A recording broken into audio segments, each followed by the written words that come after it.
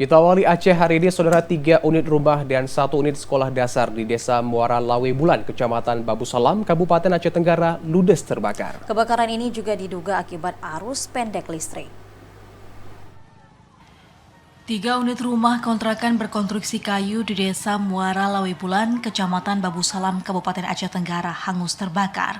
Kejadian kebakaran ini terjadi pada pukul 13.30 waktu Indonesia Barat dan api awalnya berasal dari salah satu rumah kontrakan. Namun karena jaraknya yang berdekatan, api menjalar dengan cepat, bahkan ikut menghanguskan 4 ruang belajar dan 1 ruang perpustakaan di Sekolah Dasar Negeri Muara Lawe Bulan. Saat kejadian ini, warga setempat bergegas mengeluarkan bangku dan meja belajar serta peralatan sekolah.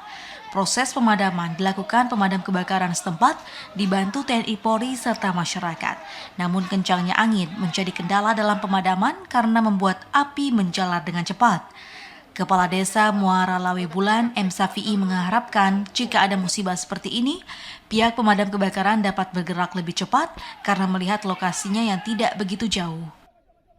Harapan kami, saya selaku kepala desa Muara Lawe Bulan, ingin supaya pemadam kebakaran cepat lanjuti supaya api padam, karena nanti imbasnya nanti takut kita ke rumah warga yang sebelah dari SD Muara Lawe Bulan.